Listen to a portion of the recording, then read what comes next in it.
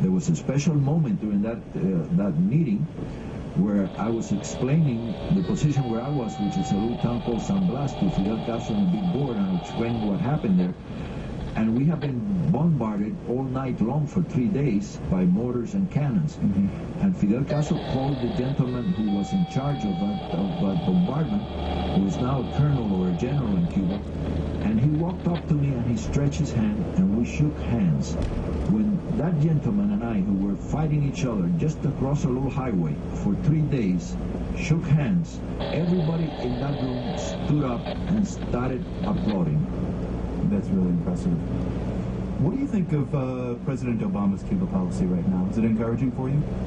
No, it is not. I think that President Obama, he has done what he said during his campaign that he would do, and that is that he would take away the restrictions to allow Cuban Americans to go to Cuba as many times as they want to and visit their family. He's done that. But I think that the embargo policy should be lifted completely. It's about time that the Cuban government recognizes their failings, deal with the issues of Cuba, deal with the problem of the lack of civil and political rights, and deal with the problem that we need to resolve the economic problems of Cuba. And the embargoes has only served as an excuse not to resolve that, or as an excuse for those failures. Cuban-born attorney Alfredo Duran fought at the Bay of Pigs 50 years ago this week. Thanks for speaking with us. My pleasure. Thank you. You can hear President Kennedy addressing Americans after the Bay of Pigs invasion and watch video of a very youthful Fidel Castro speaking to reporters in English. We have links at theworld.org. You're listening to PRI, Public Radio International. This is KCUR and KCUR.org, a service of the University of Missouri, Kansas City. It's 40 degrees right now in Midtown with overcast skies. Tonight, rainy and breezy with a low of 36 degrees. Tomorrow, cloudy skies in the morning, then gradually clearing with a high around 60 degrees. On Sunday, look for partly sunny skies and warming up to around 67.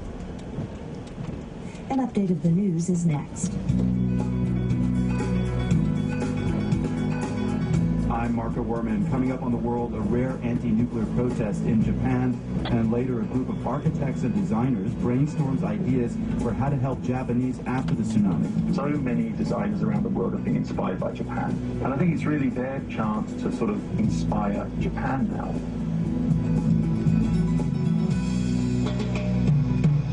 That's still ahead.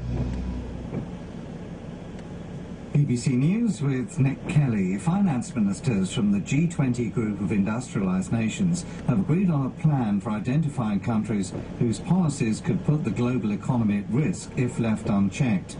The ministers agreed on a system for measuring the types of dangerous imbalances widely believed to have contributed to the worst global financial downturn in 7 decades. President Obama has said that the world economy could plunge back into recession unless the US Congress agrees to increase the country's debt limit. Mr. Obama said a failure to raise the ceiling on the money the United States is able to borrow could destabilize markets. Human rights groups say they've been told of an alarming number of rapes in Ivory Coast during the fighting of the last few weeks. The International Rescue Committee heard from some women who'd fled to neighbouring Liberia that they'd been imprisoned for up to a week and repeatedly raped. Final preparations are taking place in Nigeria for Saturday's presidential election. The current president, Goodluck Jonathan, is seen as the frontrunner, even though his People's Democratic Party lost seats in parliamentary elections last week. His main challenge is expected to come from ex-military leader Muhammadu Buhari, who has strong support in the mainly Muslim north of Nigeria. The campaign group Human Rights Watch has accused pro-government forces in Libya of using cluster weapons, which are banned by more than 100 countries. The group says one of its photographers saw 3 of the weapons explode over a residential area in the rebel-held Libyan city of Misrata. The Libyan government has denied the reports. And a court in Chile has ordered the exhumation of the remains of the former president Salvador Allende, who died in 1973. Witnesses said Mr. Allende shot himself as troops attacked the presidential palace during the military coup that brought General Augusto Pinochet to power. But some of Mr. Allende's supporters believe he may have been killed by soldiers. BBC News. PRI, Otherwise, The World is brought to you by the Medtronic Foundation, assembling the country's resuscitation experts to save more lives from sudden cardiac arrest. Learn more at heartrescueproject.com. Medtronic, innovating for life. I'm Marco Werman, and this is The World, the co-production of the BBC World Service, PRI, and WGBH Boston. Something happened in Japan today that we haven't seen much of since the nuclear crisis began in the aftermath of the quake and tsunami there 5 weeks ago.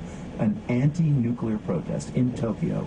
It wasn't very big, but it reflected an undercurrent of anger beneath what's largely been a muted response to the crisis from most Japanese.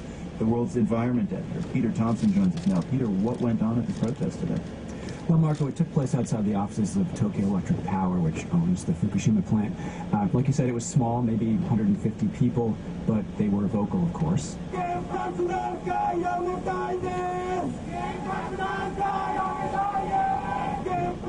They're shouting, "We don't want nuclear power anymore."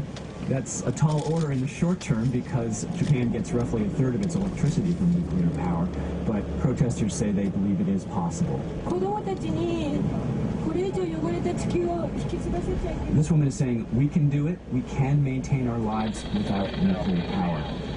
But Marco, some of the protesters had a much more immediate complaint today. The Japanese government has ordered TEPCO, Tokyo Electric Power, to pay compensation to about 50,000 households who've been directly affected by the disaster. They've been told to pay these victims $1 million yen each, which is about $12,000, and protesters say that's way too little for people who lost their jobs and their homes. TEPCO did make it clear that this was just an initial payment, but of course no one can say for sure whether there'll be more. Peter, what's actually going on at the plant right now? It seems from the reporting anyway that the situation is a little less critical than we've seen. Yeah, it's a little less critical in that workers have more or less managed to stabilize things at the plant over the last couple of weeks. There haven't been any big new releases of radiation or other surprises, and radiation levels around the plant have generally dropped a lot. But the basic functions of full power and cooling at the plant still haven't been restored. They're still struggling to deal with huge amounts of highly radioactive water on site. And of course, those two problems are linked because until they can pump out that radioactive water, they can't really get a lot of the systems that they need up and running to really stabilize things. And they're still seeing some unexplained spikes in temperature and radiation at the plant. One of those this week in particular led some observers to speculate that spent fuel rods in one of the cooling pools had gone critical again sometime in the last few weeks, which would be a really disturbing development. Officials say that didn't happen, but they haven't really been able to fully explain what did happen. We also heard today that 28 workers at the plant, Peter, have so far received extremely high doses of radiation since the crisis began. Is that new? Well, it's been accumulating over the 5 weeks they've been working there. They all received more than 100 millisieverts of total radiation. That's the main measurement that scientists use for radiation exposure. 100 millisieverts is what an average worker in a nuclear plant would receive over 5 years. These workers have gotten that in just 5 weeks. There's no word about whether those 28 workers have been pulled off the emergency operation, but soon after the crisis began, the Japanese government did raise the acceptable total exposure level for emergency workers in Japan from 100 millisieverts to 250 millisieverts. So it's probably safe to assume that at least some of these workers are still on the job. Now, one very significant piece of news this week is that the Japanese government raised the level of the Fukushima crisis from a 5 to a 7. That's the highest level. Why? Well, what they did was they took a fresh look at the total amount of radiation released so far and calculated it on the International Nuclear and Radiological Events Scale, which was put together by the International Atomic Energy Agency, and decided that it was not a 5, which is roughly akin to what happened at 3 Mile Island, but a 7, top of the list, and roughly akin to what happened at Chernobyl. But at the same time, they said actually that the amount of radiation released in Fukushima is only about a tenth of what was released at Chernobyl. So it's a pretty confusing picture they've left us with. The World's environment editor, Peter Thompson, thanks very much. Thanks, Mark. Pachakcha, that's the Japanese term for chit-chat. It's also the name of regular brainstorming sessions organized by groups of architects, designers, and other creative folks in cities around the world. Last year, Pachakcha organized a day of presentations to generate ideas and cash for rebuilding Haiti. Tomorrow, they're turning their attention to Japan, as the world's Clark Boyd reports. Tokyo-based architects Mark Ditham and Astrid Klein started Pachaksha back in 2003. They've been amazed by its global growth, and they were pleased when last year's Global Pachaksha Day for Haiti raised enough money to build a school. Little did we think, a year and a few months later, it would be our turn.